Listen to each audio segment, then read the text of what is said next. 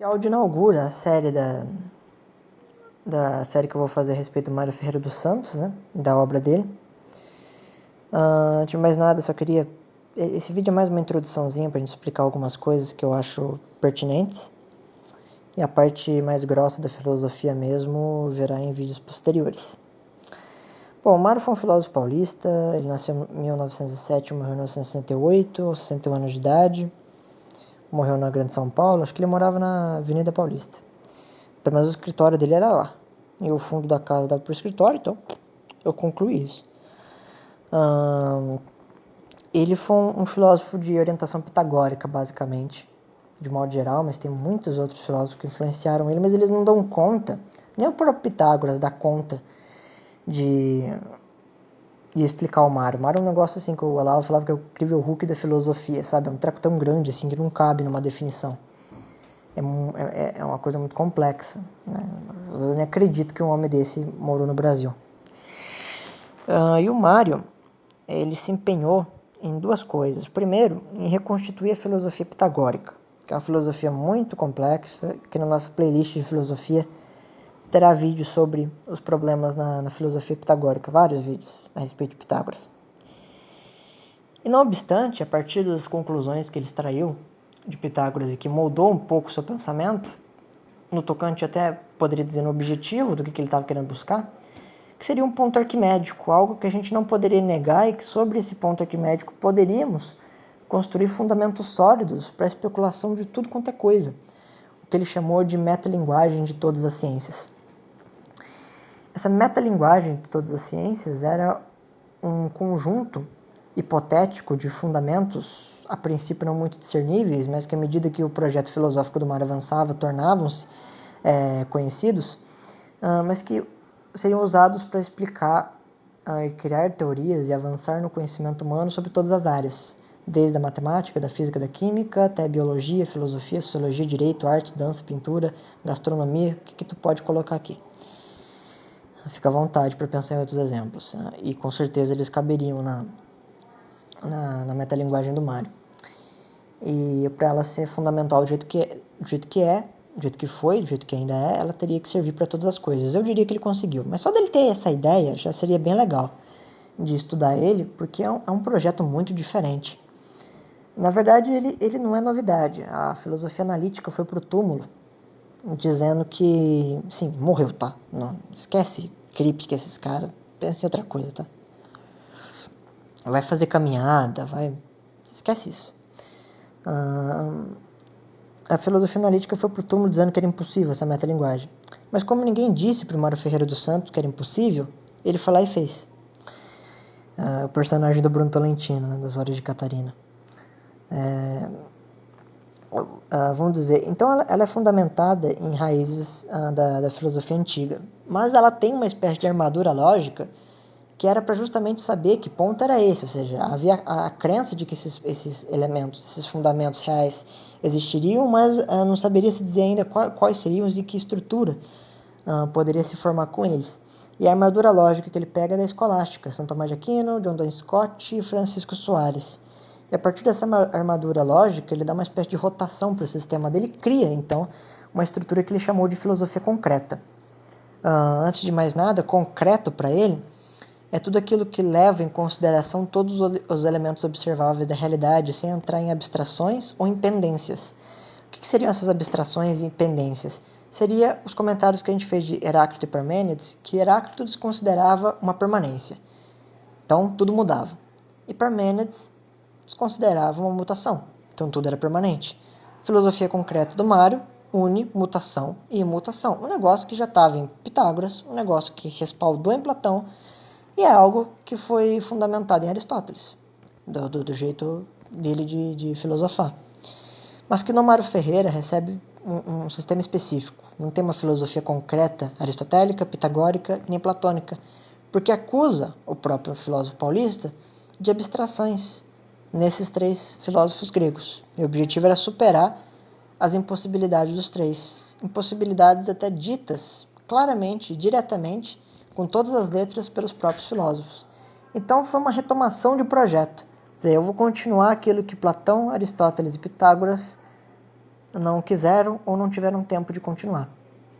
E eu diria que isso é uma das coisas mais incríveis que nós podemos enunciar na história da filosofia. O Mário foi um gênio, eu adoro ele.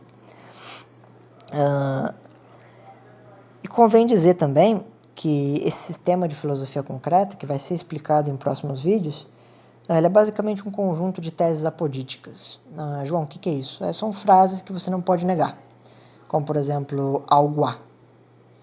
A negação da frase entra no absurdo, porque se teria a frase que é algo, se teria o ser que diz a frase é outro algo, entendeu? Se teria o pensamento da frase é outro algo, o ato de pensar é outro algo. Então há muitos algos, mas pelo menos no mínimo do mínimo, algo há, mesmo que esse algo seja o mesmo, entendeu? Mesmo que seja um solipsismo, tudo bem, mas ainda algo há. E assim vai, são mais de 300 teses.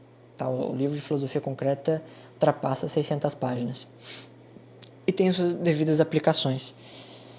Até que ele chega no cume da filosofia dele, que é o que ele chamava de mátesis megisti, que é a reconstituição do pensamento pitagórico com base nessa conquista que ele fez ao longo dos processos de desenvolvimento da filosofia concreta. E a cada aplicação do termo da filosofia concreta em um determinado campo do saber vai receber um nome. Então, no campo da cosmovisão, tem o dualismo antinômico. No campo da oposição, nós temos as tensões. No campo da psicologia, nós temos a tridimensionalidade concreta. No campo da metafísica, nós temos a sabedoria das leis eternas. No campo da ontologia pitagórica, nós temos também as leis eternas, né? As leis matéticas, que eu vou explicar também outro dia. E por aí vai. Os métodos dialéticos dele, a penta e a deca, e assim vai. E o Mário percebeu que a filosofia pitagórica ela se tratava não apenas de números quantitativos, mas qualitativos, que quando eu for falar de Pitágoras eu explico melhor. Então, basicamente, nós temos um projeto hiper complexo para lidar e eu vou por partes. E às vezes explicar uma parte demora 5 vídeos. Eu sei que é chato, mas pouca gente assiste. Então, quem continuar assistindo é porque está interessado. E eu vou investir em quem estiver interessado, é claro. E eu espero que as pessoas interessadas mantenham um diálogo comigo.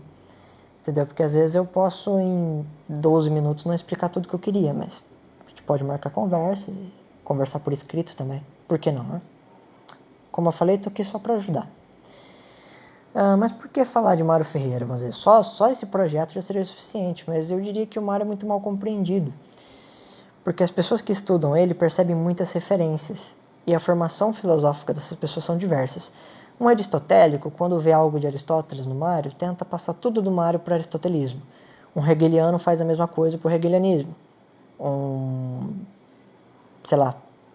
Heideggeriano, não tem muito de Heidegger no Mário, mas vai tentar interpretar a coisa. E o Mário tem a sua interpretação própria. E as pessoas que fazem isso apenas provam para mim, e para quem estiver ouvindo isso vai concordar comigo, acredito, que não sabem simplesmente estudar. Não é assim que se estuda. Não é subvertendo um filósofo a outro, mas sim considerando cada um depois no exame dialético. Aí você vê o que sobra, o que dá para se sintetizar, o que dá para se abstrair. Ou, no caso do Mário, transcender e concretizar.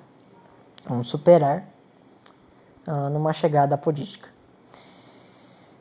E aí, assim, tem problemas muito grandes do jeito que o Olavo lida com o Mário. O Olavo é um aristotélico tomista. Antes dele ficar gagá, ele era assim. E aí já assisti várias aulas dele, li várias transcrições de cursos dele sobre o Mário. Tem muita coisa errada. Até escrevi um texto para responder esse tipo de coisa. Posso deixar no link da descrição, não sei, vou pensar. E alguns caras aqui do YouTube também falam umas coisas bem bestas a respeito dele. E eu também faço questão de responder essas coisas, porque eu não gosto que as pessoas sejam mal entendidas. Entendeu? Mesmo que eu discorde delas, eu faço questão de compreendê-las muito bem. Então eu faço questão de corrigir esses caras para que eles não influenciem nenhuma pessoa a seguir por um caminho obscuro na filosofia, que era algo que o Mário combateu com todas as suas energias. Tá certo? Então, assim, que fique bem claro que o nosso método de suspicácia vai ser subdividir cada parte da filosofia dele em enormes fundamentos. E é claro que os vídeos vão ficar mais curtos também. Sei lá, então 5 minutos eu falo de um fundamento X, e depois de outros 5 de um Y, depois de outros 5 eu falo de um Z, e depois a gente grava um vídeo de 15 minutos juntando tudo. E vai ser bom, porque na medida que vocês forem se recordando e evocando na memória aqueles esquemas que eu apresentei, vai ser possível conectar os pontos. Mas eu diria que isso é pouco. É necessário estudar o Mário Ferreira também. Mas que se eu conseguisse dar pelo menos uma base do que é a ideia dele, eu acho que eu já ficaria satisfeito e com sentimento de missão cumprida. Tá certo? Então, obrigado por assistir e até a próxima.